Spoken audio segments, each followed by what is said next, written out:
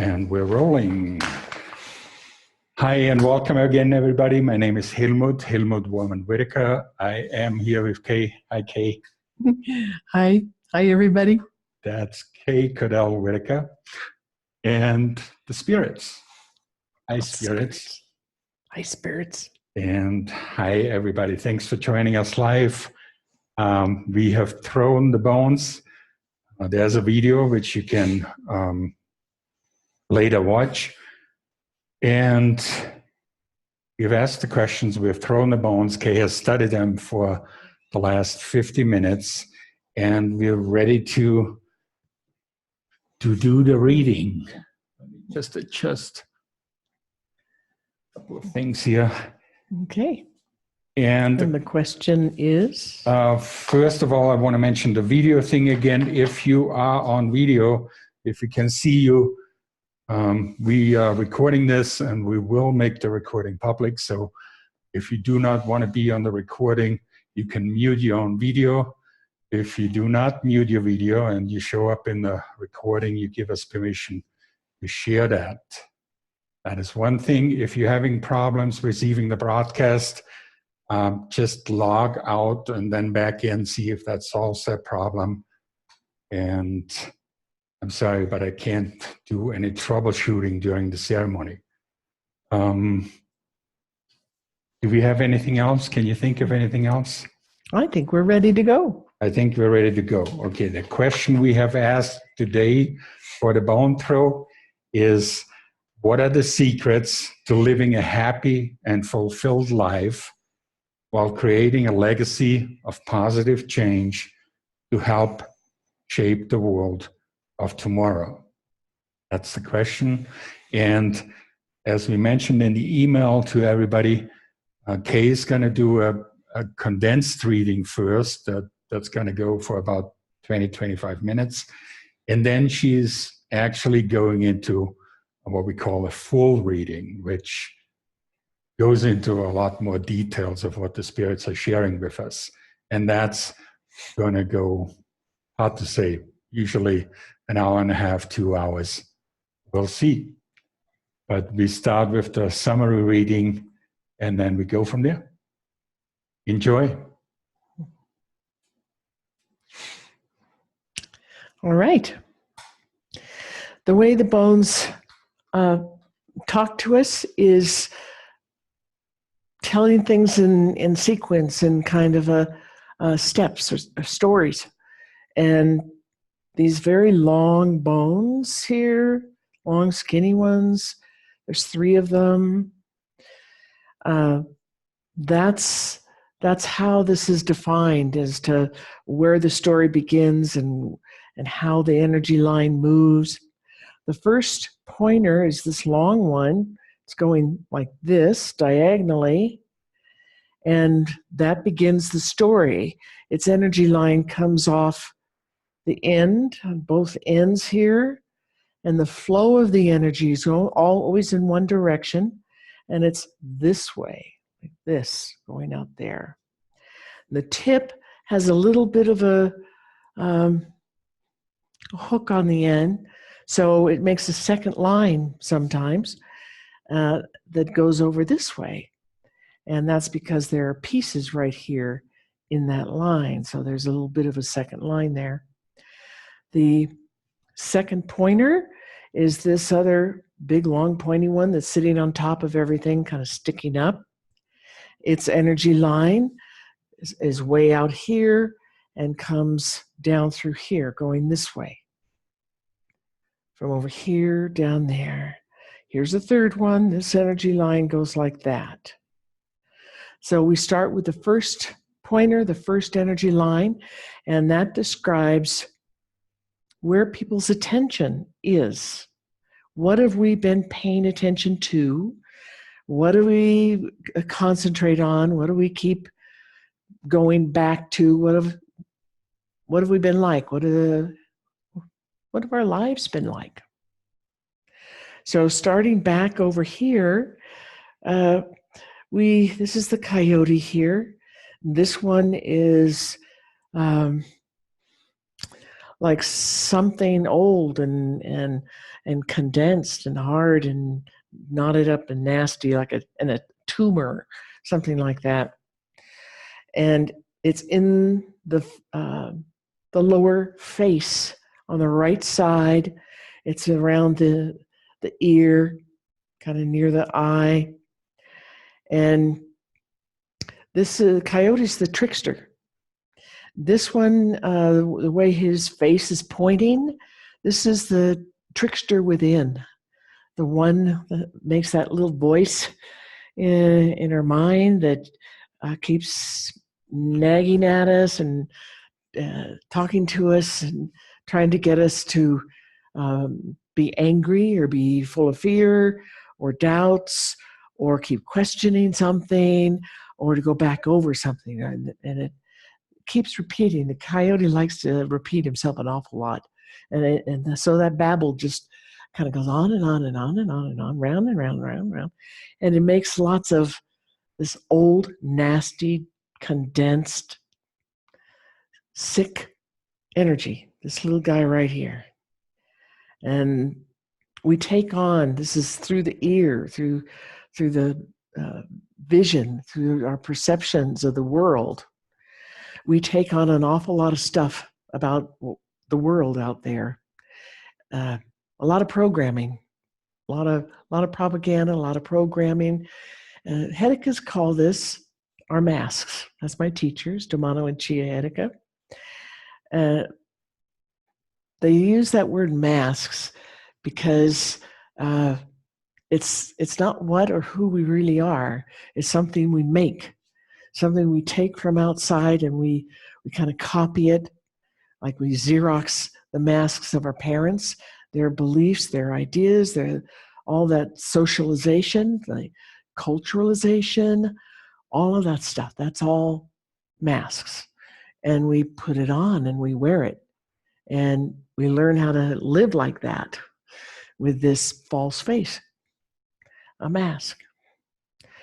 And after a while, we forget that it's a fake thing. It's something that pretend that we made up, that we took on from other people and other things in the society out there.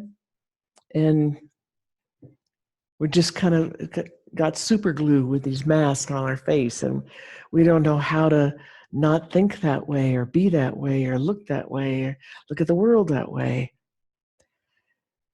That's where we've been. That's where most of us are still caught, in an awful lot of that old goop from the old society.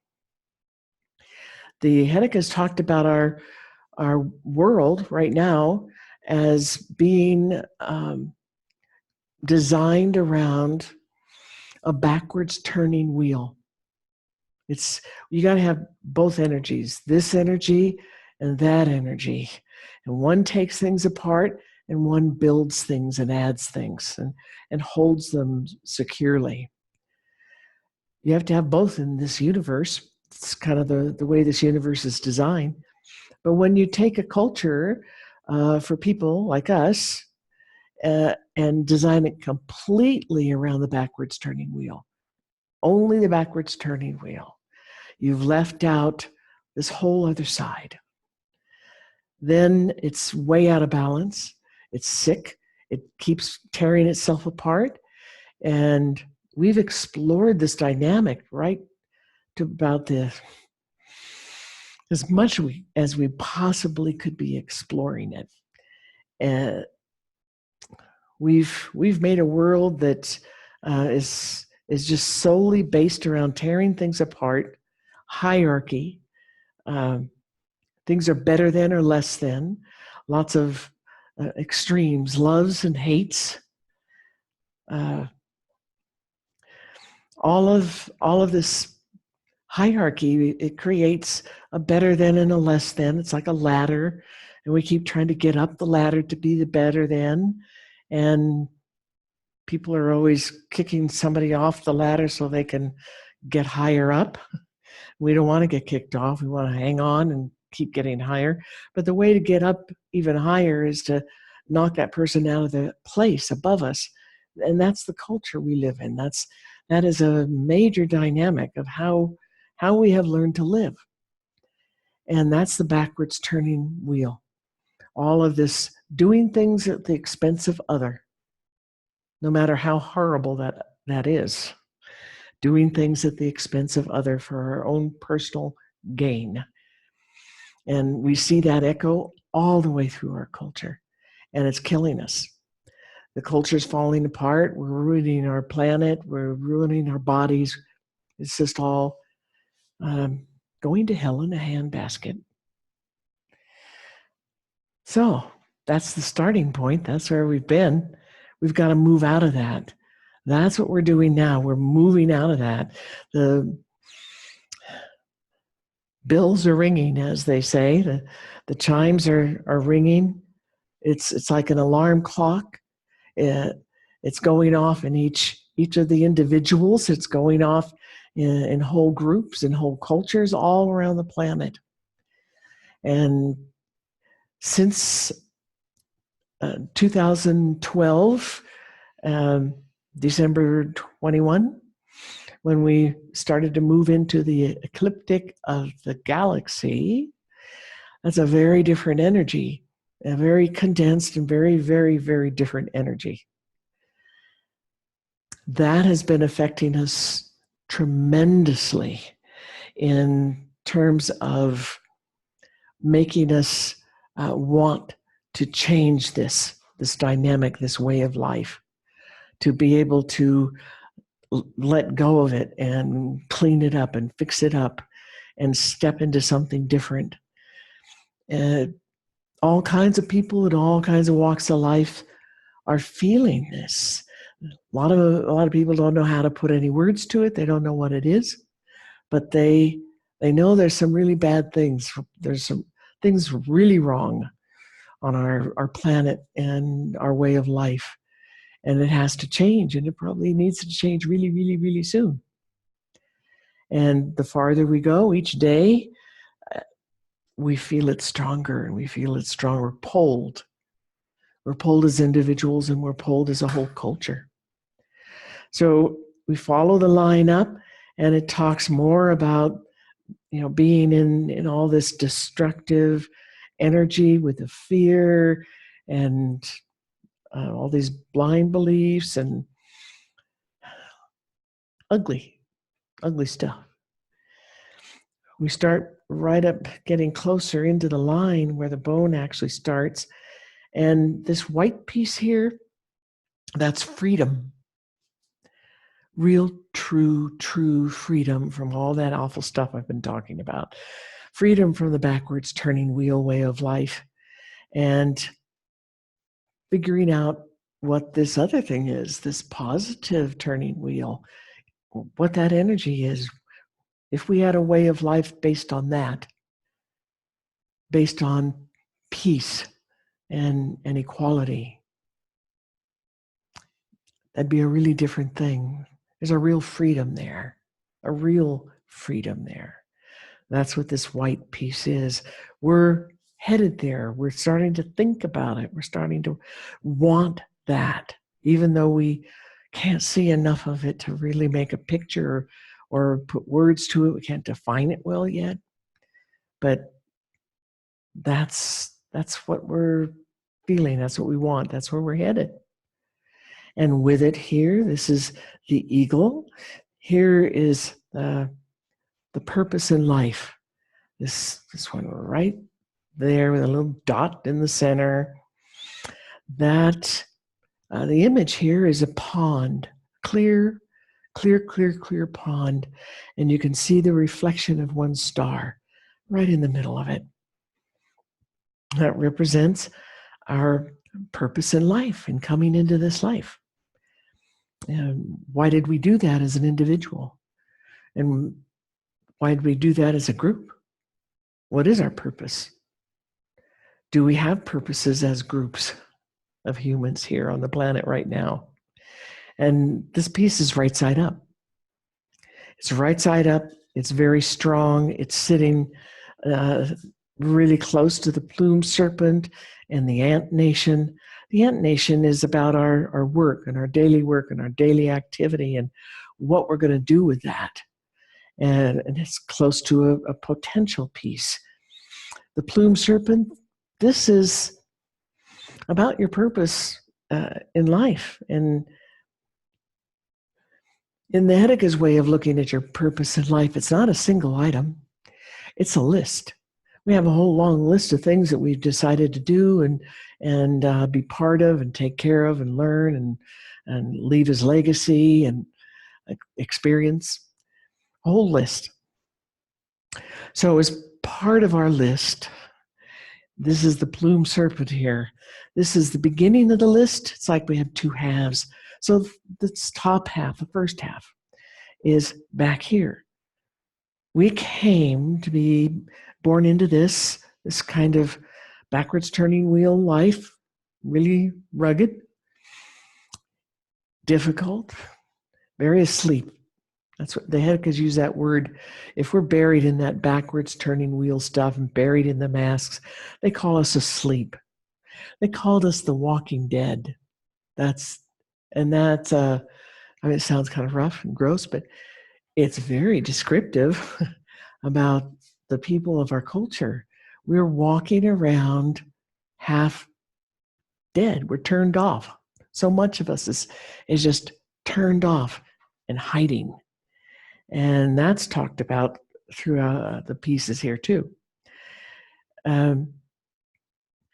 We came here to actually live that, to be that, to learn it. The only way we're going to really, really learn things, what the spirits say, is that we have to experience it.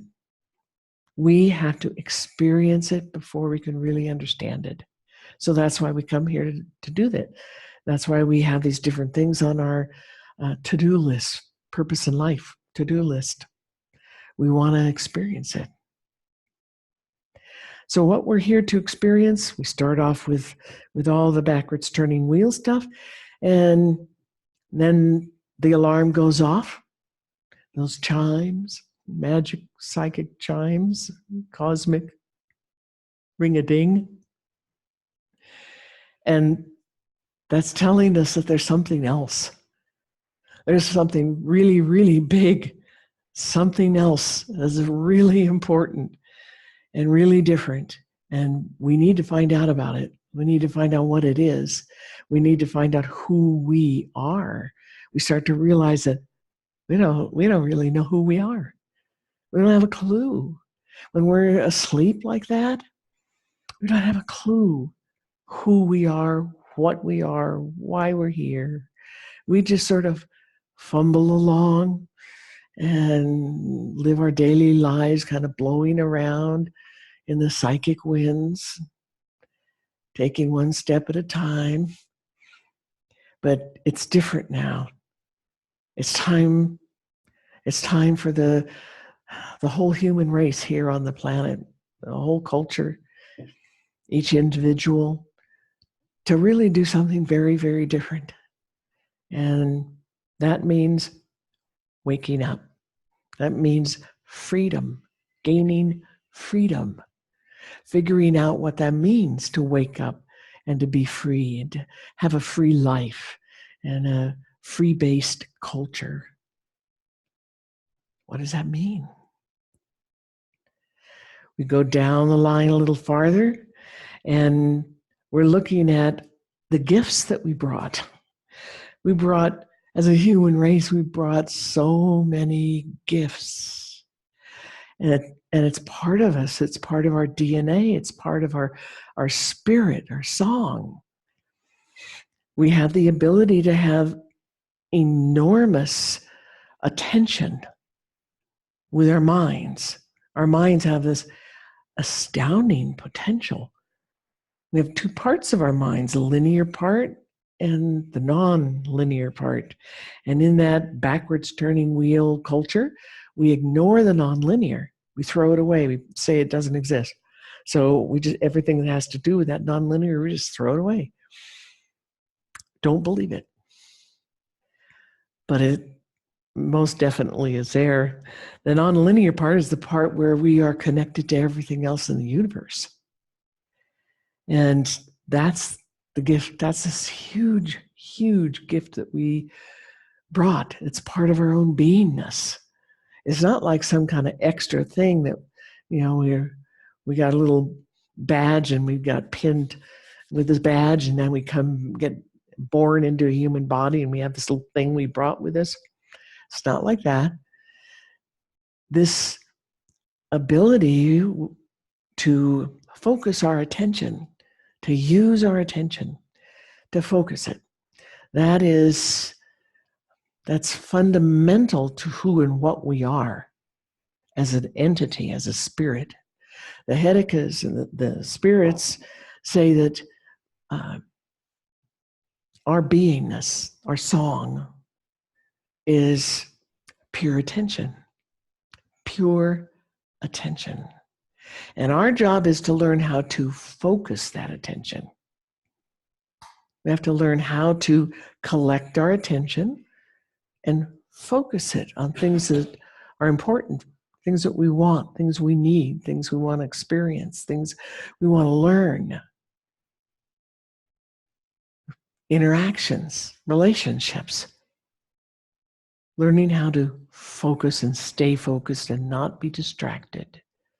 When we're living asleep in that backwards turning wheel masky world, our focus is thrown away. We give it away. That's our power. And we give it away to anybody and anything all the time. That's what we're trained to do. It's not a natural thing for us at all, but we're taught how to do that from the time we're born, how to give away all of our power, all of our attention, all of our focus, all of our ability to focus and hold the focus without being distracted, staying on task, on target. That's a huge, huge, huge piece of us. That is one of our inherent gifts. Next to it, this one with the blue on it, that's the ability to communicate with spirits. With spirits. Not talk at. In our culture, we learn how to talk at. And this is all about talking with, a two-way conversation. Talking with spirits and being able to understand what they're trying to say and trying to convey it and teach you and bring you healings and all kinds of stuff. That's a natural, inherent part of our being, and we brought that with us. And here is our power, the jaguar. We brought autonomy. Part of our beingness as an entity, we brought autonomy. And we give it away. We throw it away. Here she's laying on her side, showing how through history we have been throwing away our autonomy, our power, our attention, our own inner authority. And down there underneath the pointer, there's the frog. That's about helping and others, bringing help to ourselves, help to others, help to the world. This black triangle, this is unconditional love. That's the vulture. And that's part of what we are as an entity. Our song is made out of unconditional love. We are unconditional love and unconditional acceptance of all things just as they are. That's a gift that we brought. It's a part of what we are. It's not like a little tool that we brought in to play with while we're here just for this time. It is what we are. And moving along the line kind of curves over here. We've got this big white thing here. It's kind of on the left leg, a little bit on the torso. That one is about what we're identifying with. Who do we think we are as an individual or as a group, as a culture? What do we think we are? How are we identifying ourselves?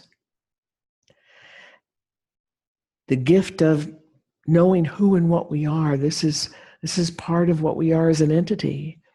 When we're not in this human life, in this human body, and we are our song, our spirit, and we're moving around the cosmos and maybe being in other kinds of places, as other kinds of experiences, we know who and what we are. It is a basic understanding. When we come into this life, in this culture, in this backwards turning wheel, we are taught to forget, to not know who we are or what we are or where we've been or what our purpose is. We're taught to identify with all these pictures and beliefs and ideas that other people have about who we should be, what we should be, what we should be doing. Should. And we think that's who we are and what we are. We think that that's what it's all about. That's what we're about. That's what who and what we are. That's what the world is. That's all there is. That's pretty dismal.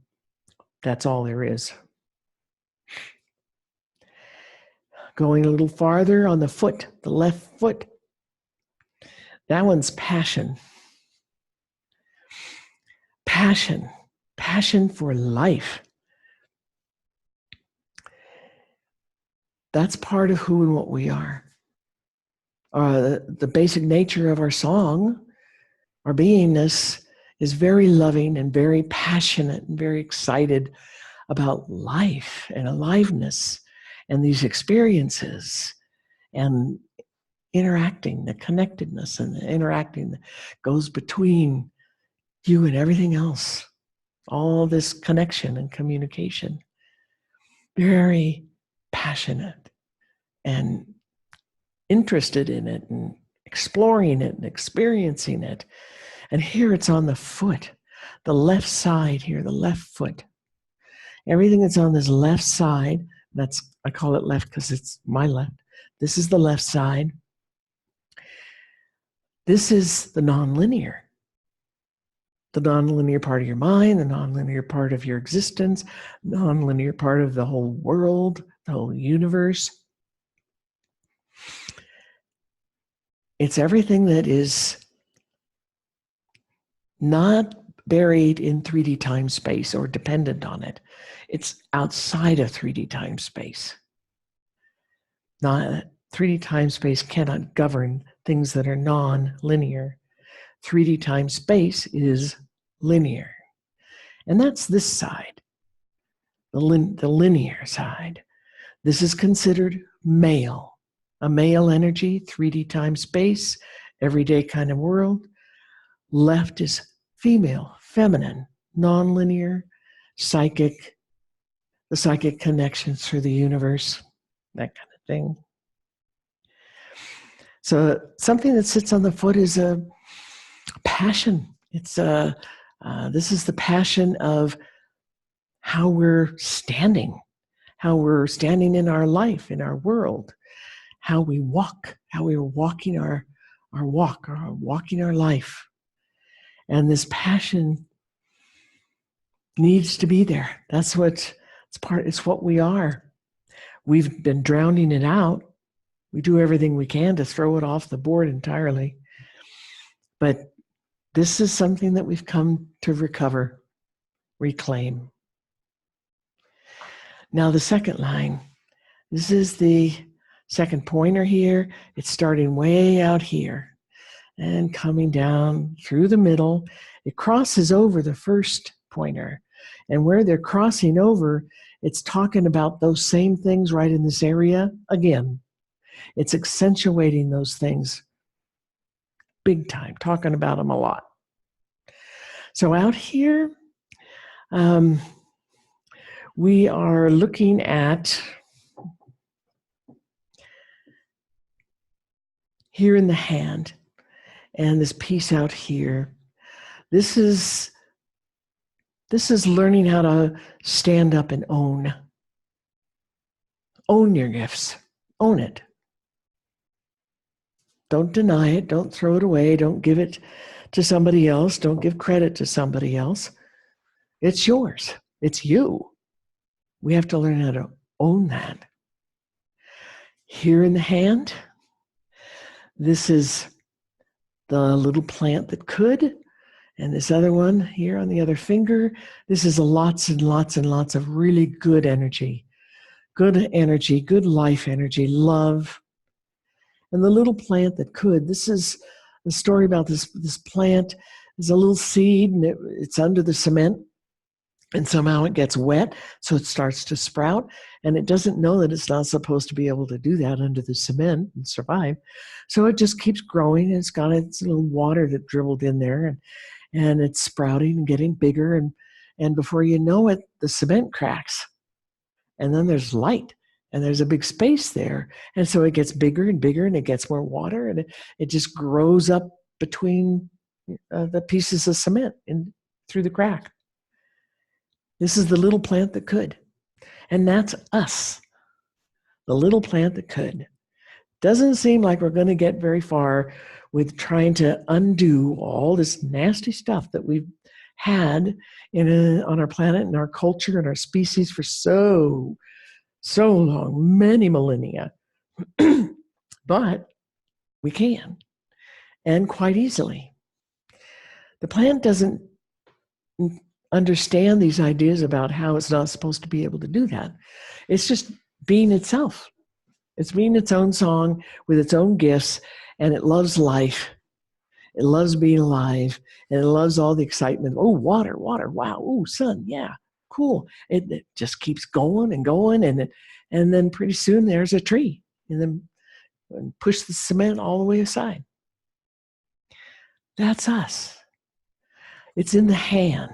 Something that's in the hand, this is a symbol for having a tool, a facility. We have the ability to use the tool. We're doing it. We've got it. It's working, and it's going to keep working, and we're going to keep getting better and better at it. That's the way it is with humans. The more you do a thing and use that tool, and you learn about it and get more and more finesse with it, more and more practice, pretty soon you're an expert. That's us, each human individual and the whole race. We come down the line, we got potential. It's just all over the place, and they're all right side up, and they're all like skirting everything and boosting everything up and holding it up and moving it along. And here this is saying we have to stand up and own this. How do we change the world? How are we going to be happier? How are we going to have better lives, more internally productive and externally productive? How are we going to change this nasty backwards turning wheel? We have to stand up and own who we actually are and what we actually are, and keep doing. Utilize our gifts. Learn how to use them. Learn how to use them better and better with every day, every year. On this line here is the creativity. Huge. It's right side up. It's huge creativity. And it's right on the edge of the torso. It's on the right arm. Something that's on the arm is a strength. This is big strength here. The creativity is our strength to be able to use the tool.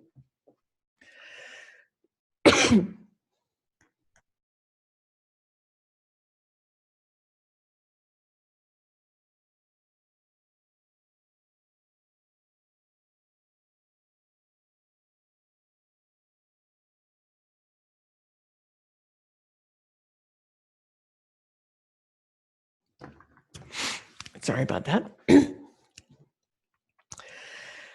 This is the bast, this black curve here with a white symbol. That's a hieroglyph, the Egyptian goddess Bast. And true creativity is about moving the linear and the nonlinear together in our lives and our awareness, melding them, using them together all the time. We've grown up. The race has been saying for a very long time, it's our doctrine, it's our propaganda, there is no such thing as the nonlinear. There's no such thing as anything that's psychic stuff and feminine. It's no such thing. But there really is, and it's a really big part of us. The symbol here, the hieroglyph, is a curved line with a long rectangle underneath it. That is female. That's a uterus and a vagina. And it also is a long rectangle with half a cross on the top. And that's male. That's penis, phallus.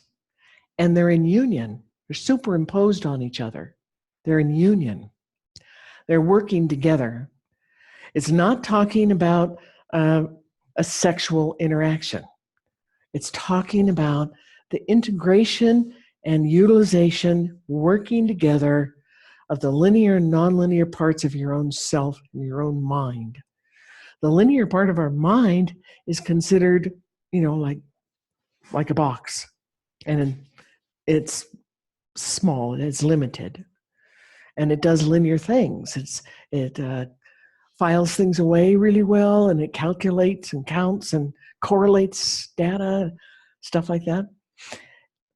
The nonlinear, this is the uterus, the vagina. This represents all of the universe, all of our universe, everything that exists, and how we are connected to everything that exists in the universe. We are connected. It's a very important concept, and one that our culture has been denying and ignoring for a very long time. But it's central to Katasi. Central. We are connected to everything in the universe. And we are connected through this non-linear quality of our being. Metaphorically speaking, you could say we have threads, energetic threads that tie us to every single thing in the universe. Every single thing is alive. Everything is alive. Conscious, thinking, loving, collecting information, sharing information, connected, interacting. And we need to head that way. So true, pure creativity, this is about using the two together, being able to collect information and understanding and experience from the non-linear, bring it back into the 3D time space and bring it back out into the world. This little plant that could over here in the right hand, that's the hand that's out in 3D time space world. It's out there in everyday life. We need to bring this creativity, bring things and new information and all that love and all that connectedness from the nonlinear into the linear, and be living it in the linear. We have to utilize both. And with the hand, it's a tool. We have to share it. We're using it for ourselves as an individual and learning and healing. But we also have to share it. It's for sharing with the whole world. That's how we begin to change the world. We change ourselves first, and share it, and we change the world. So in this line coming here, these two brown ones, those are fish. This is how we are relating. We are learning how to relate to the nonlinear, to our connectedness, to this interaction of linear and nonlinear. And we're bringing that forward. There's the introspection. That's the bear. That means we have to take some time to just really stop and then look within. Look within. That's what the bear is all about, introspection. Going in our own personal bear's cave and looking with honesty. I mean, really, really straight out honesty about what has been in our personal past. What have we experienced? What have we done? What actions? What thoughts? What feelings? What's happened? And do all this without any judgment. No judgment of other and no judgment of self. But being honest. This is what it's been. It's been like that. Yeah, that's real. In Katasi, we have unconditional love and we have unconditional acceptance of everything, everybody, exactly as they are. No pretending about, what's really there and not covering it up and not lying about it. Seeing what is real in this past, in this backwards turning wheel conglomeration that we created. What's real? Not the made up stuff. Made up bad stuff, made up good stuff, hiding, burying, just what's real. No judgment. Forgiving. Wherever forgiving is needed, forgive other, forgive self. And move on. Let it all go.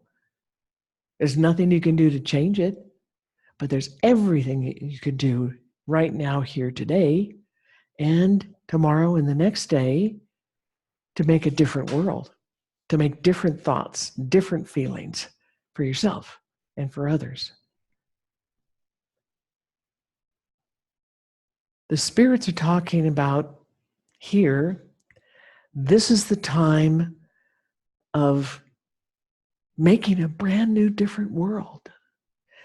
There's a piece kind of right in the middle of everything. It's in the vertical midline here, very close to the horizontal midline. It looks like a little face, little eyes staring up right there. That's a skull, and that's death. And death means change. We're not talking about human beings dying and other things dying off. We're talking about change. And sitting right next to it is the modern culture, all of this backwards turning wheel stuff. And on the other side of it, this is our addiction to the way we've been living, with an addiction to all of our masky stuff and all this old way of thinking and feeling, with so much anger and hate and resentment and the babble that just keeps going on and on, repeating all that stuff. Change. A door. This is a really, really big doorway. Right next to it here is healing. The healing piece. We need to be healing ourselves. And a big step of that healing on all levels, for all levels, starts with this acceptance, unconditional acceptance, unconditional love for self and your past and other and their past and that past, and let it go. Unconditional acceptance, forgiving, let go. That's a very big step. It's a big instruction on how to move forward, how to get these things that we want with a happier life, a more fulfilling life, a better, truly better life, gaining that freedom for ourselves, our families, and for the whole world. And this is the doorway. It's right there. It's right there for us. We go up this line. Here's Creator. Here's talking with the spirits again. And here's the snake, which is our attention and focusing our attention. And right in the middle in there, that's the forbidden fruit. And our culture has said that this kind of love and this kind of forgiving and this kind of knowing, living, understanding who and what we are with our linear and our non-linear aspects and living how to, learning how to live, operating the two together. Those are forbidden fruits. Knowing your song, knowing who you are, knowing all that freedom and that beauty, exploration of pure existence, and so many different things in the world and the universe. Forbidden fruit. And that's what we're after. To go play in the garden and pick a whole lot of that forbidden fruit. We're going to be talking about some of these other things again here. We got our power, our authority, and the way we learn about things, how we decide to live. Here's the deer and the little bird. The deer is about how we are taking in information and learning about things. So there are two basic ways. The linear way is what we've known, like in school. We got books and we're reading and we got lectures, and it's very linear mind and sentences and everything spelt out that way. The other way is the non-linear way, where we experience things that are in the non-linear. We learn from experiencing in the non-linear. And that's a huge, huge subject and a huge world. And it's ours for the asking. The little bird is about fun and happiness and play. And we have to incorporate that. Fun, happiness, play, pleasure, laughter, joking, lightness, not taking the world and everything so seriously and burying ourselves. Everything's such a burden. The little bird teaches us about this freedom. Lighten your load. Be free. Let yourself be able to fly. And live and have fun. We're following it out and following it out. We come to this one right here. Also on the other side right there, that is the lion, and she's standing on all fours. She is owning her truth and her beingness, her authority, her song, her gifts, owning it, being it. I want you to think about those words, those phrases, to own your own self, to own your own truth, your own beingness, to own who you actually are and what you actually are, and let yourself be it and show it, no matter what. No matter who you're around, who you're interacting with, who you're talking with, what kind of activity you're doing. Just have that and be it.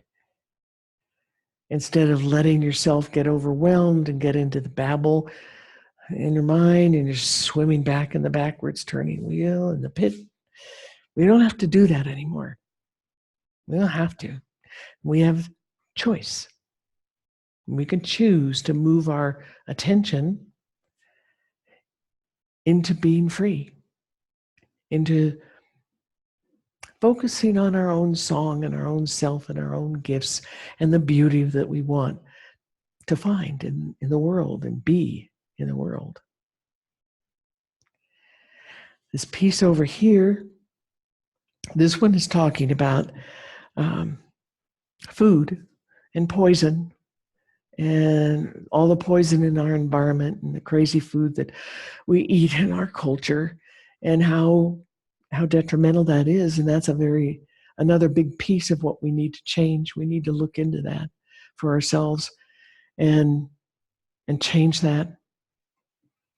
The backwards turning wheel modern diet is killing us off in pieces. And all the poison we put everywhere. The third pointer is very simple. It just says, throw away the stress and throw away the doubts. And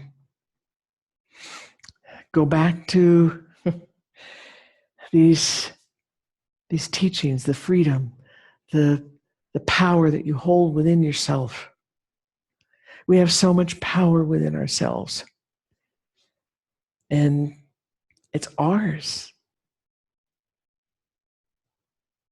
We just have to let ourselves notice and pursue it.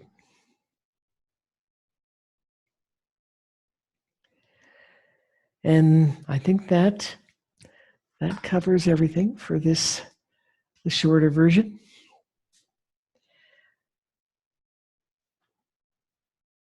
Thank you all. Thank you, spirits. Yeah. Thank you, Kate. You are most welcome. Thank you, spirits. It's always such a delight and such an honor and such a pleasure to do bone throws. Thank you, everybody. Thank you all.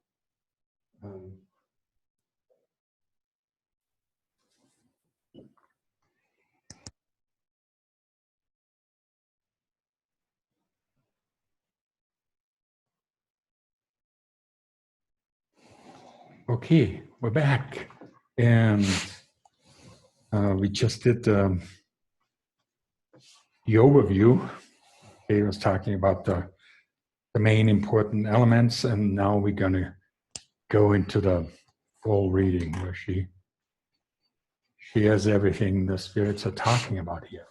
I'm going to repeat the question real quick, and it is, what are the secrets to living a happy and fulfilled life while creating a legacy of positive change to help shape the world tomorrow?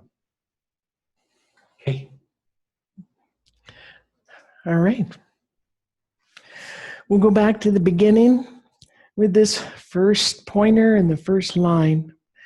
And it's making this energy line that starts in the lower right-hand corner area and moves diagonally up across the vertical midline and into the left side, and is pointing both at the left hand, and the little hook on the end of that pointer makes a curved line over this way, so it's pointing into the left leg and left foot. And this first bone, this first pointer bone, is talking about where our attention has been, is, and where it's aiming. And this line, it starts down here. The line will follow the pieces, so it kind of makes this little curvedness here. The first piece is down here. This is in the lower head on the right side. Remember that everything is on the right side is linear, 3D time space, male. Everything that's on the left side here, that is nonlinear, female, feminine, psychic, dream time, that kind of stuff. So these two pieces here, this one, it's kind of whitish, it's got a little eye poking up there. That's Coyote. And Coyote is a trickster. He's the trickster within. And this is talking about where we've been, where we have been coming from. The one next to it is a collection of old stuff, just old stuff. And we've learned how to live this way. Culturally, we're taught how to hang on to stuff, how to take stuff on from around us and from our society, the demands and the expectations and the pictures of our society. The Whitakers call this society of ours, it's based on a backwards turning wheel. Backwards turning wheel. The other energy of the universe is a positive turning wheel. The backwards turning wheel takes things apart. Positive turning wheel builds things, holds them in place. And our culture is based primarily on this backwards turning energy. When you try to build something out of just one of those energies, it's imbalanced. It doesn't work. It can't sustain itself. And our culture, we can see it as we look around today in any direction, any aspect of our culture. This backwards turning wheel is falling apart. It's breaking apart of its own weight and its own imbalance and its own craziness. When we try to build a culture on just this one backwards turning energy, things are always falling apart. And it favors development of things like hierarchy, where there's a social ladder, social hierarchy. Something is always better than something else. Some person is always better than somebody else. Better than, less than. Better than, less than. We're always trying to climb that ladder and get something or do something that is better, or be seen by others as better, as being the better one. We're too willing in this kind of energy to live lives based on power over other and doing things that you want. You want to do something, you want to take some kind of action, and so determined that you do it no matter what the consequences and what the consequences to other is. We end up doing it at the expense of other, whether it's other people, the animals, the plants, the land, the water, the air.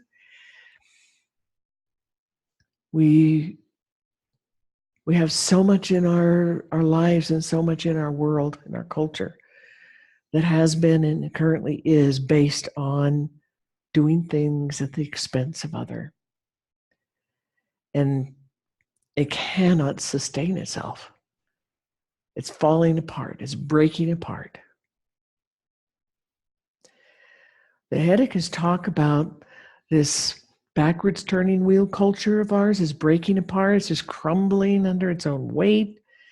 And we need to start building a different wheel, a wheel based on a positive energy, positive turning, building energy, a wheel based on the energy of unconditional love and equality and peace and fairness, where everybody is encouraged to explore and learn who they really are, what their real beingness is, their heart, their beingness, their totality, who that is.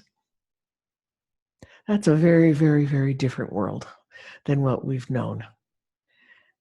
It's a little hard for us to even to imagine what that might entail. But that's what we're here to do. That's why we came here and had to have physical lives here now.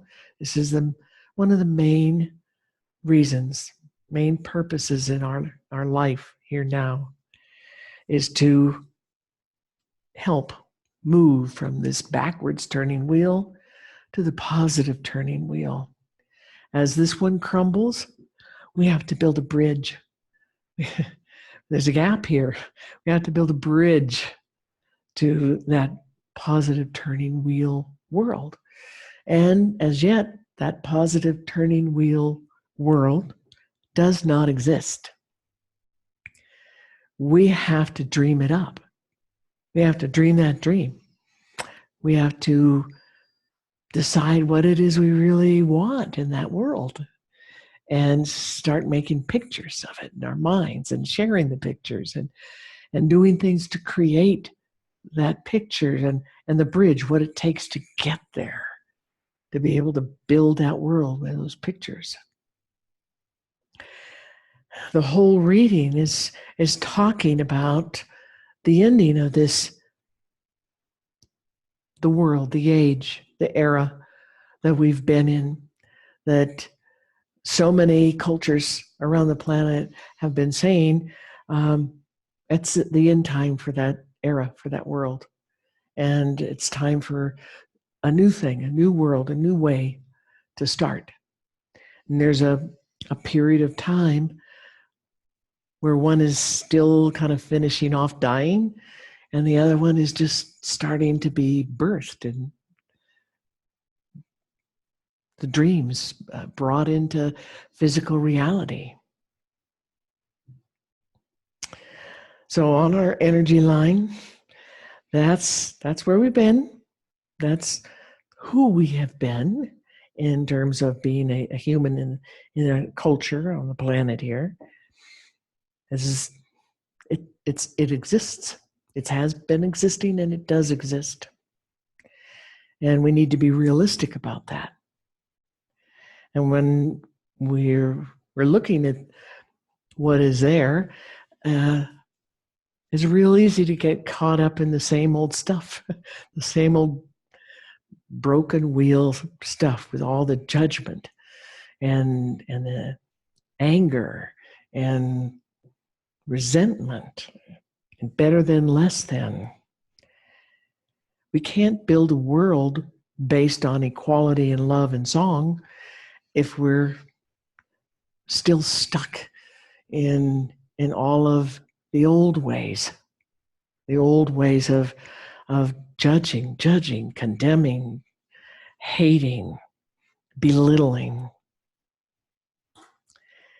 And that brings with it a package of a whole lot more stuff. We move up the line, here's fear, right in the middle of the line. Like fear, and all kinds of different fear. Here is blind beliefs. Here's energy from outside, nasty, icky, creepy energy from outside, trying to get that energy into you. In our culture, we've learned with this backwards turning wheel way of things, we've learned how to throw nasty energy all the time in our private thoughts and feelings and in our words. And as we're watching the news, as we're watching TV shows, and we're watching commercials and movies, it's everywhere. This demeaning, hurtful, damaging, mean energy. We've had it around for thousands and thousands of years as part of this culture. And we've learned how to live that way, how to think that way, how to feel that way. And, everybody. And they're throwing this nasty stuff all around, all over the place. As they do that, with every thought, every emotion we have that we are thinking, it radiates out. It goes out. It's what The Whitakers, the Egyptians, many other people call a thought form. You could metaphorically think of it as kind of a bubble, a cloud that's full of all that energy and those ideas. And there it is, floating around. It could float down the street and into the house next door. We got thought forms everywhere, all kinds of thought forms. Thought form by itself is not inherently bad. It's not a bad, nasty thing all by itself. It's what we put into it. We're creating thought forms all the time because that's part of who and what we are and how we exist and how we communicate. Everything that we're feeling, everything that we're thinking goes into these thought forms. And then they go out. If you're thinking about a specific person or a specific place, that information and the energy quality of it is in the thought form, and it goes straight to that person, straight to that place, and exists there, influences, interacts with who or what is there. We're doing this all the time. And we have learned to have an awful lot of negative thoughts. Sometimes, just sort of slightly negative.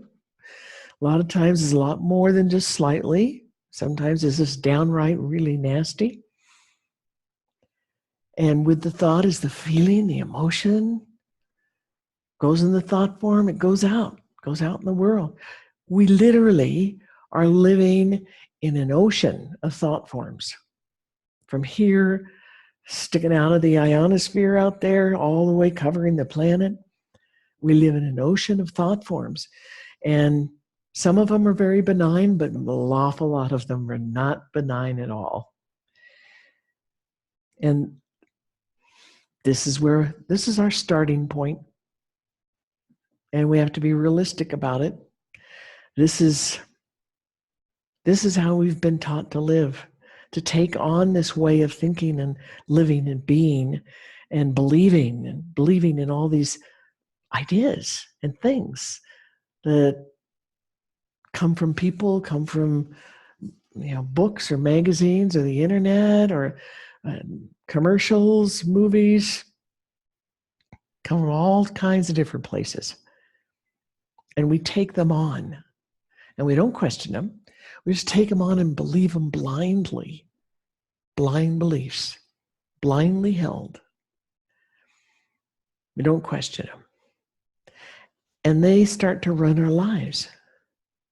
We start to respond to things in our world, ourselves, everything else around us, our whole culture, based on the ideas and feelings that are in those blind beliefs. The Whitakers refer to this as these are our masks. These are the things that we create. It's like we create special thought forms that we hang on to, plug into ourselves, and they are masks. We wear them and kind of pretend to be like this and like this, and with these ideas and these beliefs and this kind of behavior and these goals. And we've taken all this stuff on without questioning it and made it part of our lives, and we make it our identity. We think that that's who and what we are. It's nothing to do with what we really are or what we really are. It's just a whole lot of pretend, learned behaviors.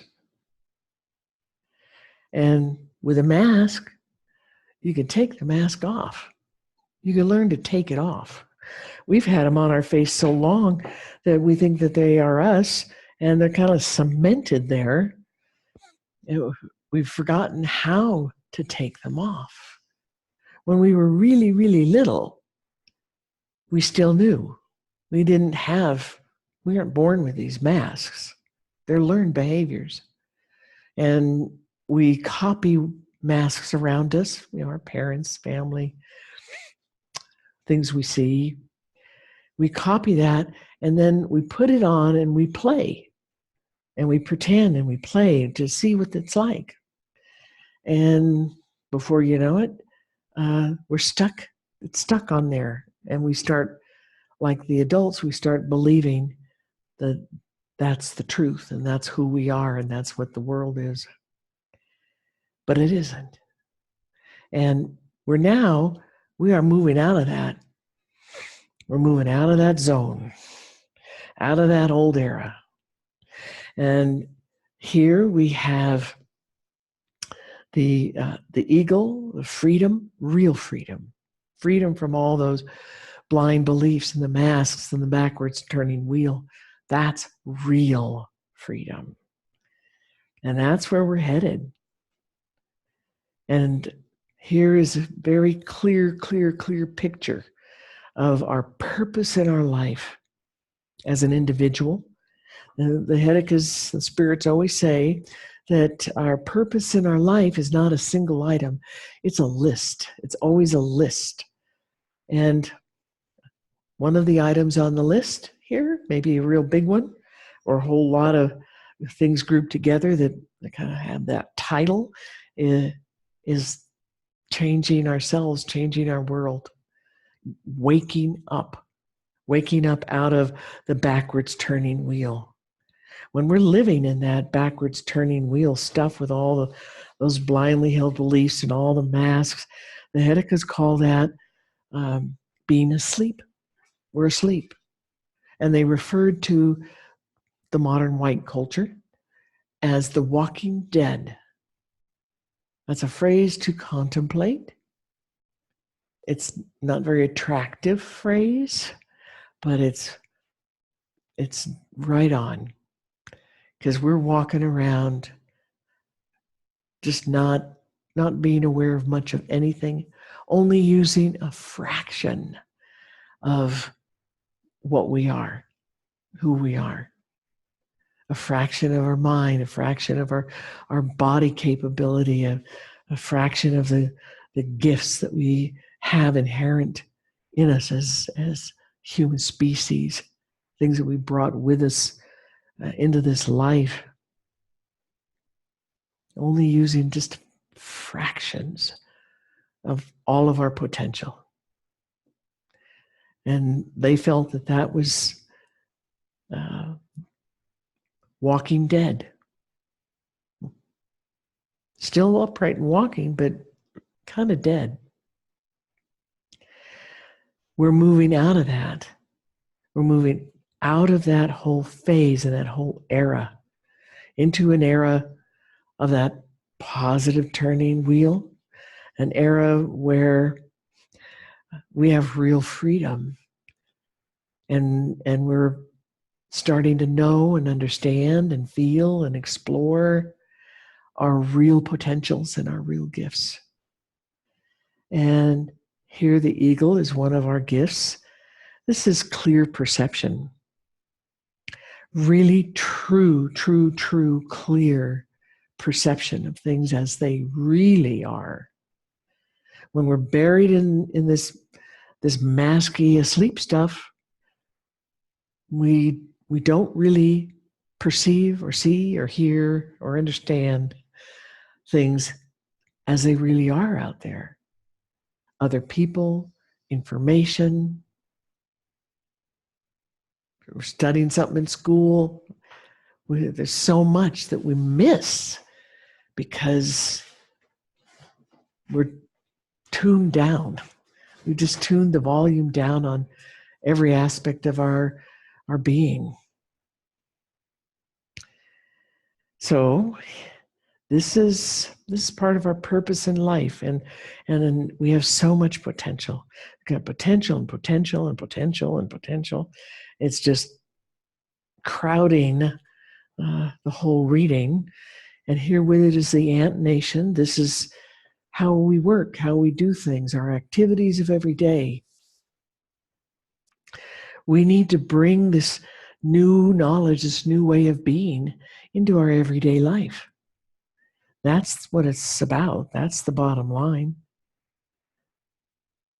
Waking up, finding this new knowledge about ourselves and the world, this connectedness, and bringing it into everyday kind of living, everyday moments, no matter what kind of activities there are. This is the goal. And in this purpose in life, here's the plume serpent. And that definitely speaks of waking up.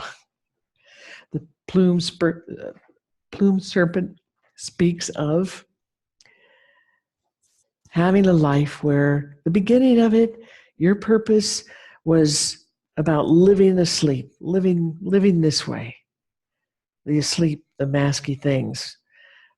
From their perspective, the spirit's perspective, we can really only understand, really understand what this whole asleep thing is about by living it, experiencing it firsthand for ourselves. And then the goal is to wake up. That's the bottom half of that list, the stuff about waking up. And what does that mean? And how do you do it? When we hit that second half of the list, there's an alarm clock that goes off inside us. And it's a knowing.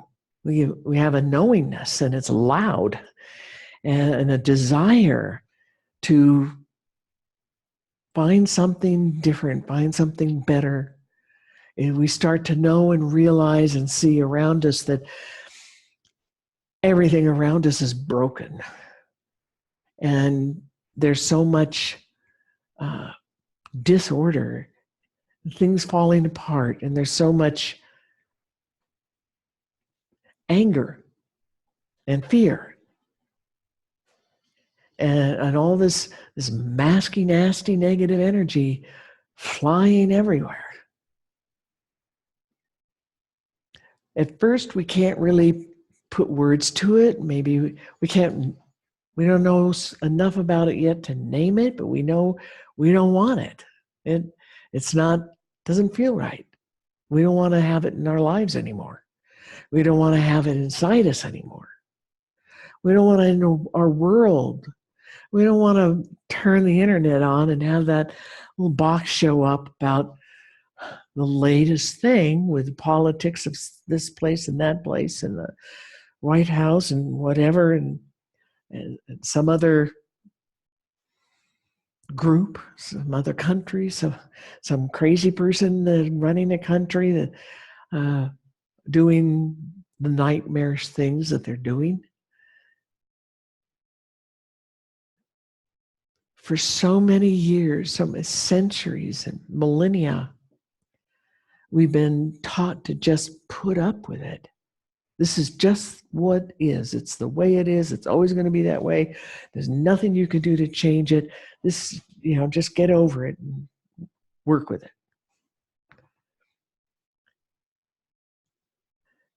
And that's not accurate. That's not true, especially now. Now we're at the end of that era. We're starting a new era. And the energies from the cosmos, this huge cosmic waves of energy and stuff and cosmic particles and waves of unconditional love and all this knowledge. It's rolling through our galaxy like huge tsunamis. It's pouring through our solar system and our planet, and it's changing us. It's changing our environment. It's changing us. It's waking us up. So whether we really thought we were ever going to do that or not, it's just sort of beginning. It's percolating as a natural response to our new environment in the galaxy.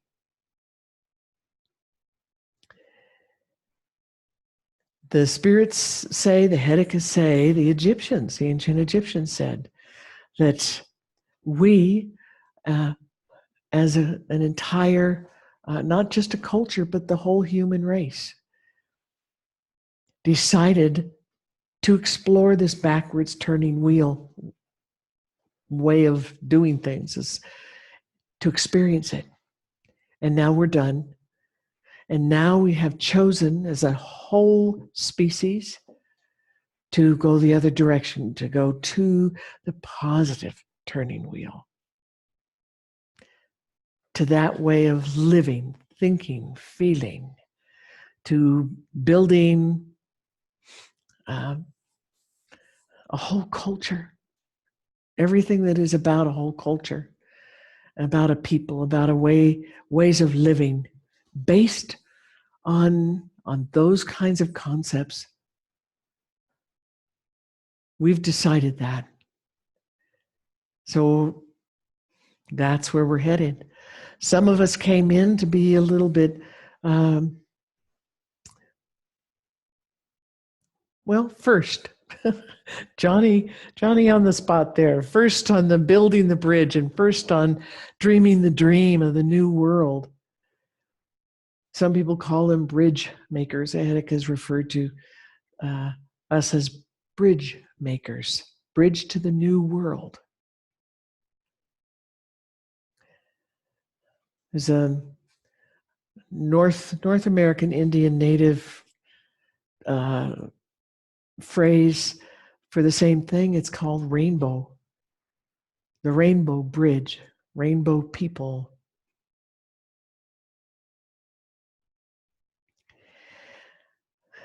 If we look around all these different pieces here, and here is our center, our absolute center of our song, our heart, our being. And we're finding that, we're collecting our scattered pieces of ourself and our attention back together and finding our center and bringing our center to where it belongs.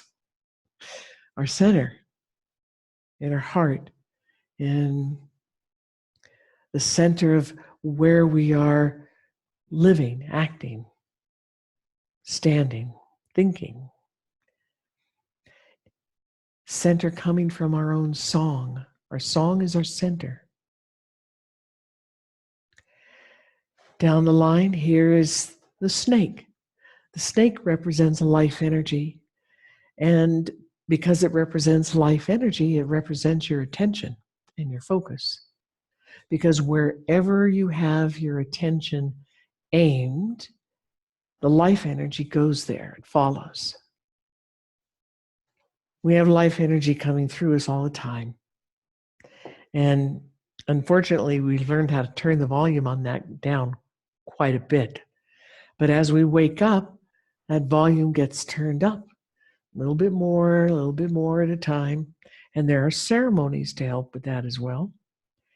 But for here, we're going to concentrate on what the spirits are talking about here. This is our attention, your awareness, your mind, your focus. What are you focusing your attention, your mind on? When we're living asleep, we scatter it, we give it away, we throw it away. The spirits say that attention is real power. That is real power. Power over others is not real power. It is only violence. Real power throughout our world, throughout the universe, is attention and being able to focus your attention. We've been throwing it away. You've got to realize that we've done that, now we did it, and start learning how to collect it and focus it purposefully. Choosing, focusing with choice. Where are you going to choose to put your attention? What are you going to choose to think about and picture when you start to dream that new world? Our new self, our new family, our new neighborhood. our new town, our new institutions. How do we want that to look? What do you want your school system to look like? What do you want your government system to look like? There's an awful lot to a culture. The whole economic system. What do you want it to look like? If you're not very happy with what it looks like today, this is the time to really change it. We have the whole energy of the galaxy moving through our planet that can help us change it. And we can utilize that. Moving down on the other side here is a little bitty guy with a little red piece on it. That's forbidden fruit. And that's everything that's been forbidden to us in our culture. Our song, knowing who we really are, knowing real unconditional love, knowing unconditional acceptance of all things just as they are, knowing real peace, knowing real passion, real joy, real creativity, real sharing, real connectedness. That's a big one. Because we are connected to everything in the universe. We're connected, and there's all kinds of energy and information flowing back and forth between everything that's really close to you right here, right around you, and all the way to the ends of the galaxies in our whole universe, all the molecules, all the stars and planets and nebulas and all the different peoples and life forms, and whatever's out there. We are connected to all of it on this planet and everything else. And we are sharing this information. It moves instantaneously. This is a non-linear thing, so it moves outside of time, space. It's not dependent on time or space. All of this sharing, all of this communication happens instantaneously. We're really busy ignoring it because of our past, like what we learned, how we learned to be. We're really busy ignoring it, and that takes a lot of energy to try to shut that all out and ignore it all. But it's there. And all those connections, all that experience, all the information, all the learning that can be gained from endless places, endless timelines,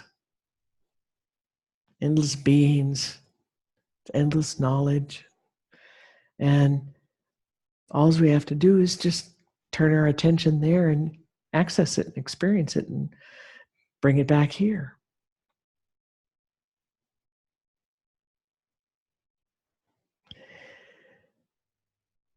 That is all about attention. All that stuff's forbidden fruit. But now, we can go get it. We can go get it anyway. We can learn to be it, experience it. Here's the spirits, the spirit nations, with this one with the blue on it. That is all the spirits. And what people often refer to as the spirit world. We're connected to all of them. And we have a number of them that are really good friends. They want to help us, and they stay around us. They hang out. They try really hard to, inform us, maybe help keep us safe, help us with our lives. And we have learned in the old way to talk at. We learn how to talk at God. And we learn how to talk at anything else, everybody else, people talk at. We don't really know how to talk with, allowing this two-way conversation and listening and feeling for what's coming to you and sharing out again, all with love, no judgment, never any judgments or condemnations or better than or less than. It's sharing back and forth, back and forth. And this is heart-centered, heartfelt. That makes a loop. The eternity symbol makes the loop. That's one of our gifts. It never really went away. Everybody has it. We just learn how to ignore it and turn it off, turn away from it and deny it. But that's one of our gifts. Standing up and owning our truth. Here's the jaguar. She's on her side. And we've been denying our truth and giving our power away, giving our attention away, acquiescing. Someone else is always better than, something else, some other idea that's always better than us or the idea we had, or et cetera, et cetera. We have to learn how to stand up and own ourselves and own our truth. Own who we are and what we are and what we can do, what we can dream up. The spirits say that if we can dream it, we can build it. And that's very true. Next to that one is that black triangle. That's vulture. On the other side is creator or creation. And under the pointer, right in there between them, is a frog. The vulture is about unconditional love and unconditional acceptance of all things exactly as they are. It has nothing to do with condoning bad behavior. It just means being honest with yourself. And whether you're looking at something outside or something inside yourself, to be thoroughly, thoroughly honest. No judgments, no condemnations, no belittling, but just really completely honest and accepting what's there. We have to accept our history, the stuff back here. That way, if we don't stop and really accept it and look at it for what it is and how it's been, then we're missing this opportunity to learn from it. We want to learn enough from where we have been so that we don't have to ever recreate it again. The frog is service to others, helping others, wanting to help, wanting to make a difference. Whether it's, just you and one other person, or it's a whole family, or your whole community, the whole culture, all of humanity, the whole planet. Whether it has anything to do with humans, maybe you're focused on animals or plants. That is your focus in your life, and that's where you want to make the difference and help. This feeling of needing to help and make a difference, this is frog. This frog medicine. It's said that frogs sing and bring the rain, but they never sing in order to bring the rain, because that would be a kind of a prostitution. That would be forcing. That would be acting in power over other. How she does this magic, she's quite magical. How she does her magic, well, she's just living her life. She's got this nice little pond, and she's got a lot of nice neighbors. The little plants are there, and there's the sun and there's rain, and life is just gorgeous and beautiful. And she loves her aliveness and her life, and the aliveness and the lives and activities of all her neighbors. She's in love with it all. Great passion. And she feels it so strongly and so deeply, and it just wells up. And she just has to sing about it. She has to sing it. So she does. She sings. And as a side effect, a consequence of this singing and the song and the sound and the vibration rippling everywhere, it's so full of her love and her passion for life and her in-loveness for her own self and everything around her. There's something about that vibration, that it touches the water, goes into the water, and it makes some of the water evaporate and rise into the sky and turn into clouds, get heavy, and make rain. It comes down as rain. And that feeds everybody, keeps everything alive, keeps all this communication going, all the feeding energies and water and life and to everybody, everything, all over the planet. So indirectly, she's in service to all life on the planet. She's in service to the circles, the cycles of water, keeping the water cycles alive, keeping the water clean and full of beautiful energy. So it's nourishing for everything, everyone. For us in our life,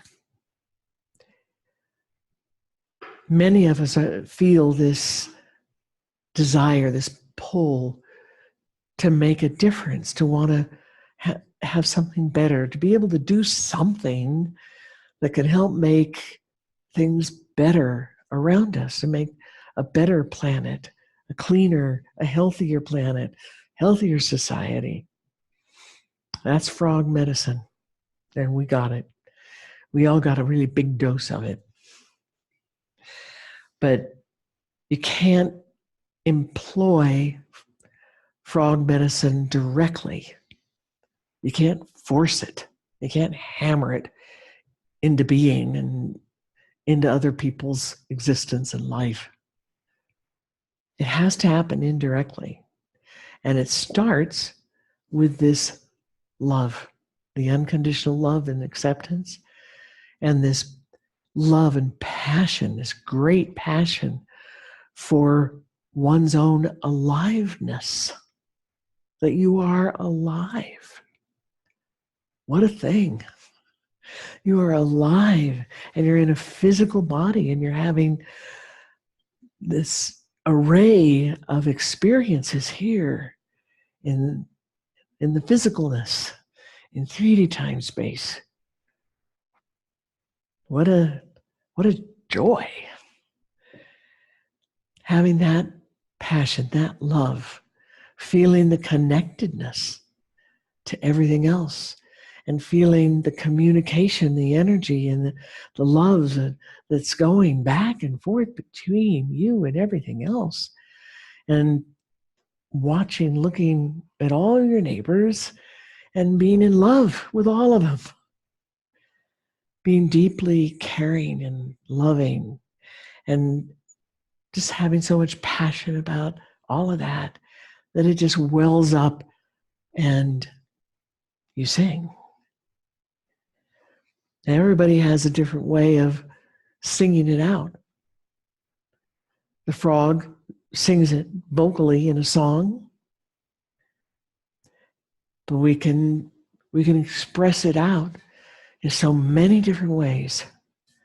And as we do that, we're making huge thought forms full of love and aliveness and acceptance and joy and equality and information about knowing yourself and knowing the songs of others and great love and joy to the songs of everyone and self. And that changes everything it touches. It changes the negative thought forms out there. If we can do enough of that, the negative thought forms will just die away. They get fed by people thinking and feeling more negative things, and it goes into that thought form because it's attracted and feeds it, and it stays alive a little longer. But if nobody feeds a thought form, the thought form shrinks and dies. So we need to make new thought forms. We need to be creating new vibrations to go out into the air, to go out into the water, to go out and touch each being, each person, everything, right here. And it'll go out into the universe as well.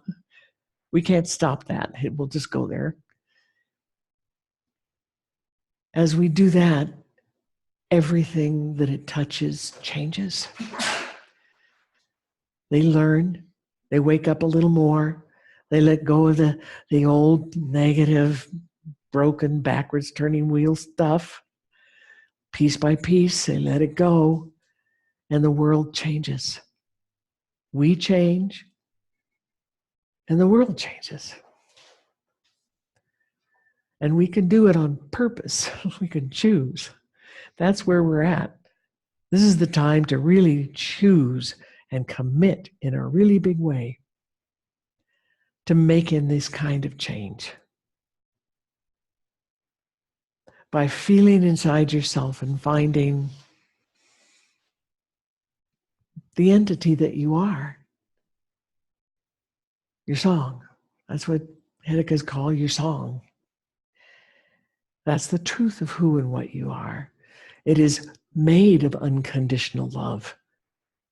It is full of passion and excitement for life and experiencing and living and curiosity and the connectedness and the interaction. Interaction, more and more and more. And it's full of beauty and sharing and love and healing. The more we can do that, the better everything gets. Starts with each individual.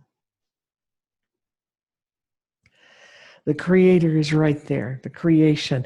It's touching the center dot of the drawing. Here's the belly. It's consecutive circles. There's the outer circle, there's an inner one, and then there's a one in the middle. It's touching the middle in there, and there's the earth on that center dot there. And there's the horse, which represents song. Your song, your ability to know and feel your song and start to learn who you are and own that, live it. They're all touching the center dot. And with it is this little teeny piece that's really hard to see, but it's right in here. It's got a little red mark, which you can barely see because it's been getting worn off a little bit. But that means that it's right side up, so it's in its strongest position. That little tiny piece with the red dot is called Sesheta, and she is the Egyptian goddess of magic. She is the female aspect of Thoth. Thoth is the holder of knowledge, the librarian, the keeper of knowledge of things and dispenser of knowledge. It's not his wife. It's not that. This is his female, his feminine aspect.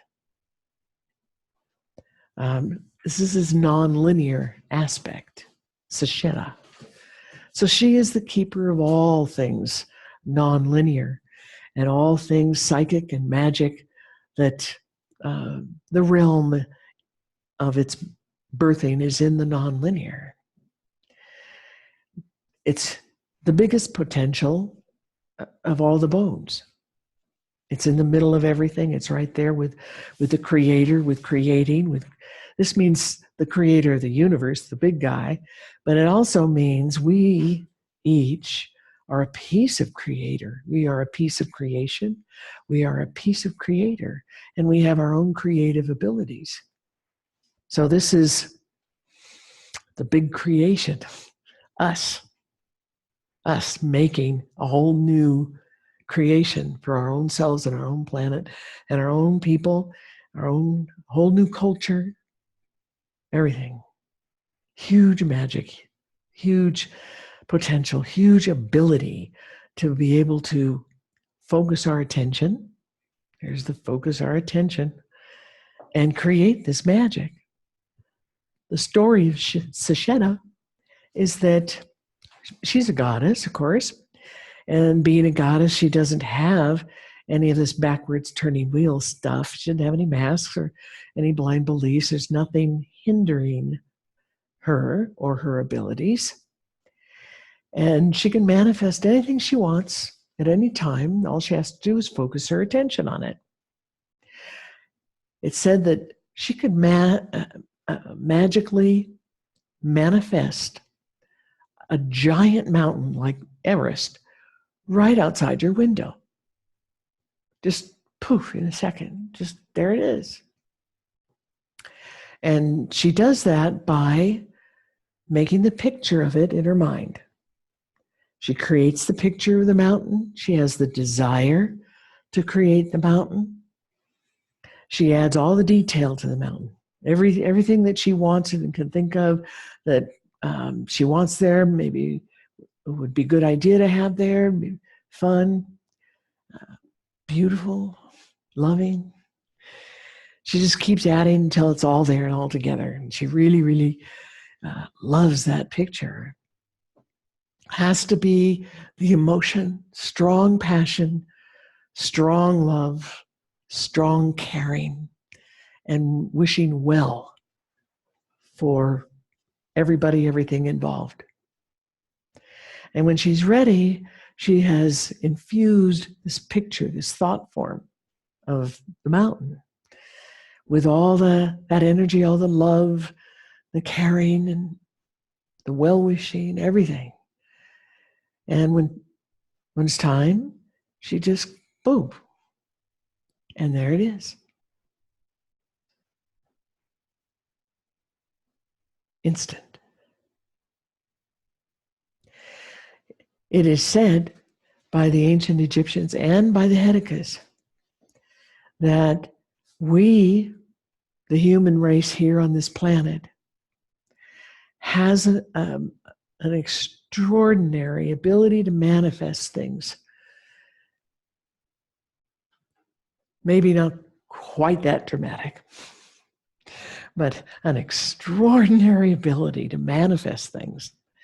We've just been so busy in this pit, the backwards turning wheel and all of its sludge and garbage, and being asleep and ignoring everything. We work really hard. We spend so much energy being asleep and ignoring everything. And we've ignored this magic. It sure seems like magic to us that mountain would just poof, just be there. But for her, it's pure physics. This is pure physics. Because she understands all of that.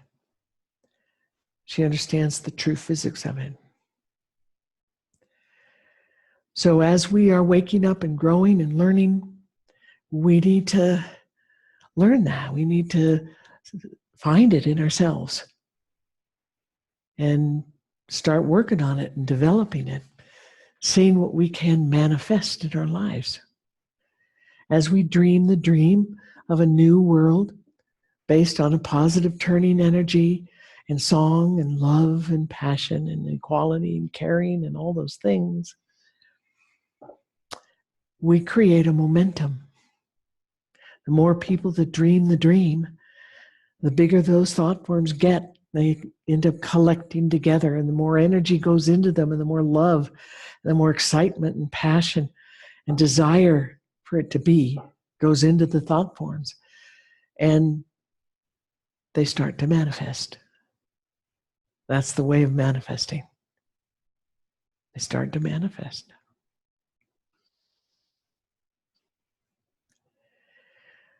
We'll go to this here, this second line, with what we're holding in our hand here on the right side. This is the 3D time space, linear, masculine side. This is the little plant that could.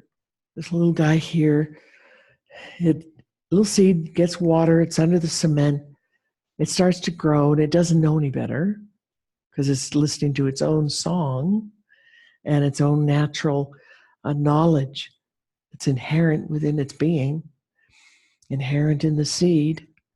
And it just keeps growing. And pretty soon that cement that's covering it breaks. And that little plant gets more sun and more water. And it's very excited and grows big. And before you know it, there's a big old tree there. And the cement is just pushed completely apart, pushed way aside. And that's us. We are the little plant that could. We have that magic, that ability.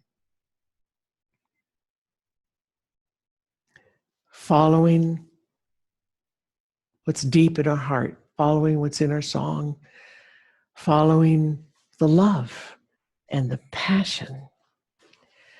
And the spread here, in the first part of the talk, I talked about how there's two heads, one in the top, one in the bottom. And if you folded everything vertically, it makes kind of a mirror image of itself with the hands and the feet. They're kind of a mirror image of themselves. If you fold it horizontally, same thing, mirror image. So that creates what we call, in the bone throwing, reflections. And there's some very interesting reflections here. This pointer is pointing into the left hand, and the second pointer is going through the right hand. There's two pieces in the right hand. And we have this other pointer here that the first one that hooks points into the left foot. We have a piece in the right foot. So they're all kind of talking to each other with this reflection. The one that's over here on the left foot, that's passion. It is the image of a phallus, a penis. It's about sexual passion and sexuality, but it's also about passion of life, passion for living, passion of doing things that you love, like an artist who's following his heart, his song, is following his passion. That passion is the art, and the making of the art. He's following his passion. He's very excited and uplifted and in love with all of that process. We as a species have a lot of passion inherent in us. Our song, a very strong component of our song, of this unconditional love in our beingness, is this passion. And it's a passion for life, for aliveness, for the life of everything, everybody's aliveness and the life they're living. Here it's on the foot, left foot, non-linear. Something that's on the foot is the way we walk, how we're walking in our life, how we are standing. It is the foundation that holds up the pillars of our house, our being. On the other foot over here, this is a centipede. The centipede is talking about how we have come as a habit to walk our walk in life and to live our lives. And the things that are holding up our foundation. And the centipede is a kind of fear, an unwarranted fear, unnecessary, unwarranted. The centipedes, they're just another living creature doing their thing. When they get in contact with humans, when they get in a house and they're stuck, humans tend to be kind of creeped out by them. And in lots of North America, centipedes are kind of small, maybe an inch. But here in Santa Fe, New Mexico, and south of the border, down into Central and South America, centipedes can be this long. I mean, like really, really, really big. And maybe even an inch wide. And you can hear them as they skitter across the floor or up the wall. And they have an off-putting smell.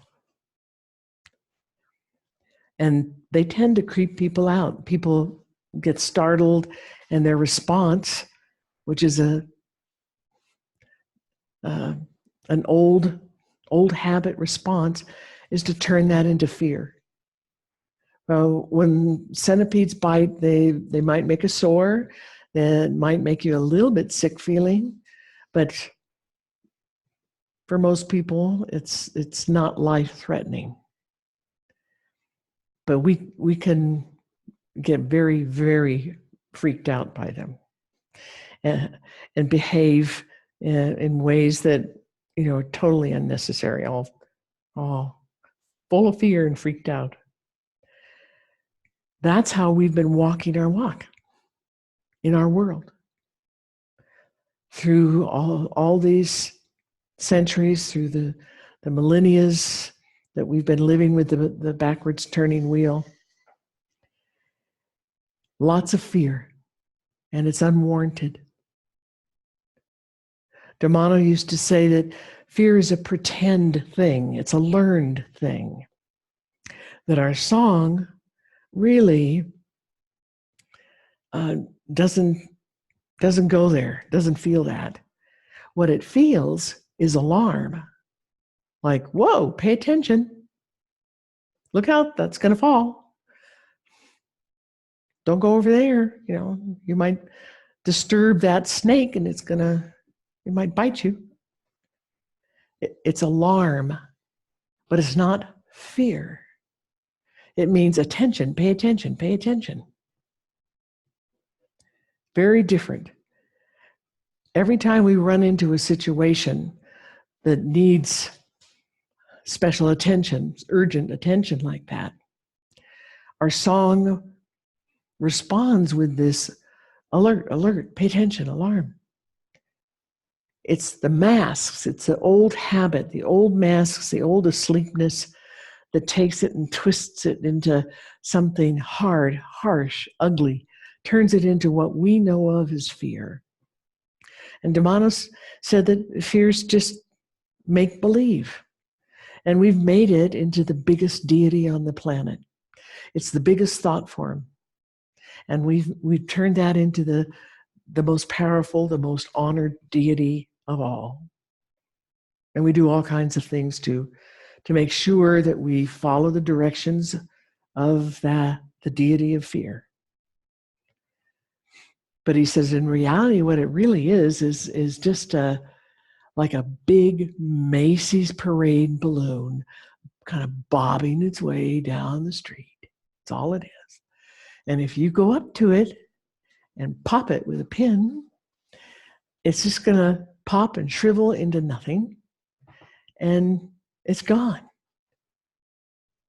So he says, if you've had that kind of fear, if it's trying to stop you from doing something that you really want to do, something especially if it's full of passion and from your heart and your song, just walk up to it with the pin, pop it, and say, goodbye, thank you. Your time is done. And go about doing what it was you wanted to do. Go ahead and take your steps. We need to learn how to do that. If we're going to be able to do anything, take any of these steps, stand up on our own feet and hold the foundation, make a foundation that will hold us and our homes and our culture up and be really strong and stable and steady. We have to pop the fear balloon and let it go. And then step forward, dream that dream, and take action on the dream.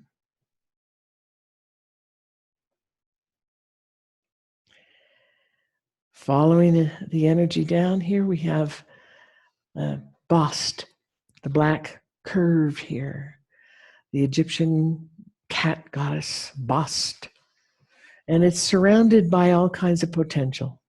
And relationship, we need to relate. These two are relating. We need to be relating to our own creative ability, and we need to be relating to, there's the bear, to introspection. And over here is healing, our own healing. Bast, she's pure creativity. And that happens because she knows how to integrate the linear and the nonlinear and blend them together and utilize them. Whether we're in ceremony or we're everyday working or we're trying to figure out a solution to something or dream up a new painting, a new book, a new piece of art and something to share with the world. You have to have both pieces. That's where true, pure, deep creativity happens. And this side, this is the linear mind, linear 3D time space, physical stuff. The left is the female, feminine, non-linear, the psychic, the dream time. This is where we dream up the dream. We have to dream the dream in the non-linear and then bring it over here. We are bringing the dream. This is the dream, the hand and the foot. Dream the new dream. Dream the new dream. Bring it over and hand it to the right side. Put it in the hands of the right side. And those are the hands that will run and get the nails and the wood and the hammers and all the other things it'll take to physically construct, put together and manifest the dream in 3D time space and hold it there. Both halves, both parts.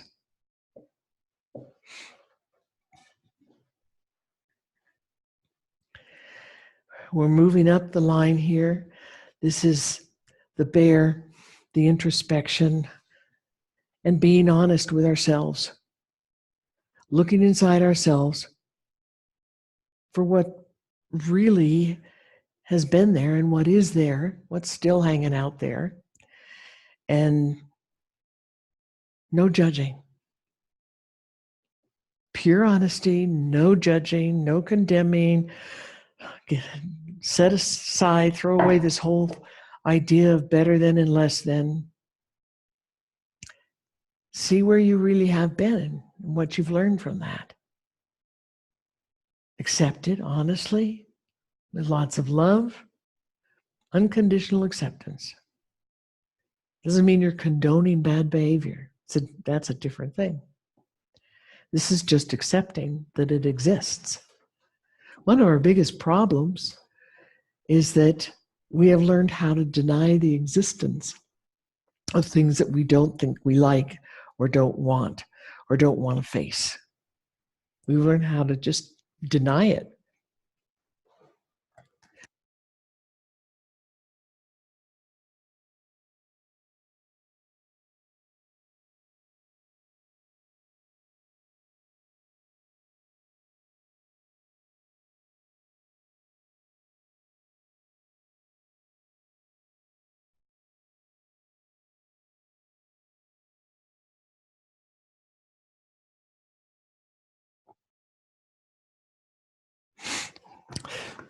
Sorry about that. And we can't afford to do that anymore. If we're going to build a new world, a true new world, we cannot pick up any of the pieces from the old broken wheel and way of life and try to shove them together and make a new wheel. All we'll have is another version of the old wheel. It will not be a positive turning wheel. The pieces that are falling apart from the old world have to fall apart and stay there and decay and disappear organically. And we just have to think up new things, new ways of taking our steps. And one of those is to be really, truly honest about what has been part of ourselves, our lives, the world around us that was of the old world. Is that rain? It's raining. The spirits are agreeing.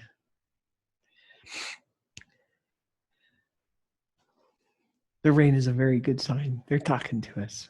All right. So we're just going to follow this up, this second line, and what our world has been like. We all know what it really has been like, and the lack of love and fun, and what we have been calling love is incredibly conditional. Real love is unconditional. We haven't seen very much of that in our culture, but it's coming back. People are getting in touch with it, and those cosmic tsunamis pouring through our solar system and our planet are full of unconditional love, tsunamis of unconditional love, and all kinds of other knowledge and beingness. Good things for us. We have to come from that. We have to learn what that is. We have to find it within ourselves. That's what the spirits are saying here. You have to find that love that exists within your own beingness, your own entity, and learn how to identify with it. It's part of your song. It's a very big, basic beingness of your song. Unconditional love and unconditional acceptance. And approach yourself, your history, our world, your family members, your friends, everything, our history, from that same place. No judgment. We come down to this one here. Here's the third pointer.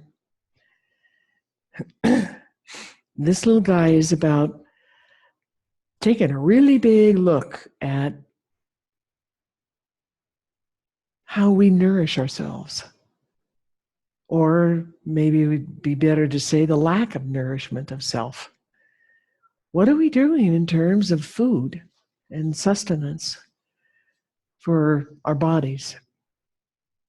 And the poison that's everywhere, it's in the food, it's in the water, it's in your body. You got a lot of it in your body, whether you want to think it's there or not. There's just astounding amounts and all different kinds of poisons and metals and things in your body. And some of this is even called food, labeled as food, and fed to us as part of our food. We have to take a really big look at that and stop. Stop participating in that. The Whitaker said, eat like your ancient ancestors. Don't eat the modern stuff. Don't eat pre-prepared stuff. Eat like your ancient ancestors as close as possible. And it doesn't mean just your direct ancestors. It means the human ancestors. And of course, some people, their ancestors never saw any dairy products at all. It's quite possible you don't have the kind of makings in your own intestines and the microbes that should be in the intestines that would help to digest things that are dairy. So something like that, it's a really good idea to just leave it out of your diet. Just try that. And think about it with other kinds of foods. Start watching how different foods make you feel. Maybe keep a food diary. Start researching it. Anything that is processed, overprocessed, modern, prepackaged is very questionable. So think about that. Think about that poison. We need to get that out of ourselves and out of our environment. It hinders us in ways that we can't even count.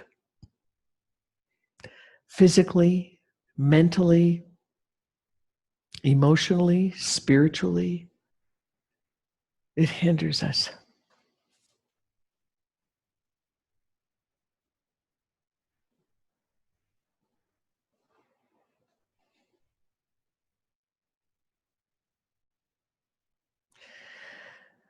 So the spirits are saying, we have so much potential. Our spiritual path, this is the hawk right over here between the left leg and left foot. It's in a very strong position. And we're on our spiritual path right where we should be. We've been walking these steps well, and we've been walking them very strongly. And now it's time to speed them up a little bit. Take more steps, take bigger steps, take more purposeful steps. And yes, all those influences and energies and information and the love coming in the cosmic waves and the tsunamis is going to help. It's going to influence everybody tremendously. But we still have to take the steps. We have to take the steps. This one right here is about commitment. And we haven't known what to commit to before. We haven't had a very good record with real, true, clean commitment in our culture. But when it comes to this spiritual walk, which involves everything physical and emotional and mental, as well as spiritual, this waking up walk is changing ourselves, changing the world, building that bridge, dreaming a new dream for a new world. Takes commitment to do that, to give up the old, to let it go, let it die off, and dream the new dream. Everything based on love and passion, and the truth of your own beingness, and the truth of the beingness of all others. Everything has a song, full of beauty and full of love and intelligence, and we're connected. Beginning to follow those connections and experience it. Experience it. We're a world that is deeply interconnected and sharing.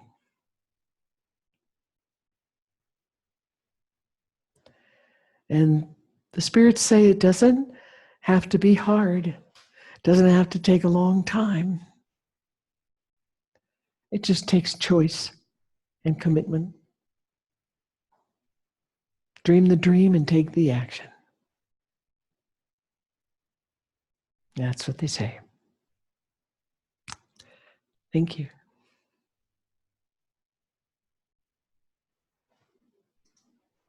Wow. Thank you. You're very welcome. As always, it is an incredible honor and a joy, and one of my passions to be able to throw the bones for everybody. Beautiful. Beautiful. I'm so glad we did the full thing too. That was very important. Okay. So, Thank you. Thank you, spirits. Thank you, everybody. always thanking the spirits. And it is 2:25 our time. We're going to take 10 minutes, quick 10 minutes break. And then we're going to come back for the Q&A. We have a big question already in the chat. If you have questions, in the meantime, just put them there and we're going to go through them and talk about it, work with that. This was delightful.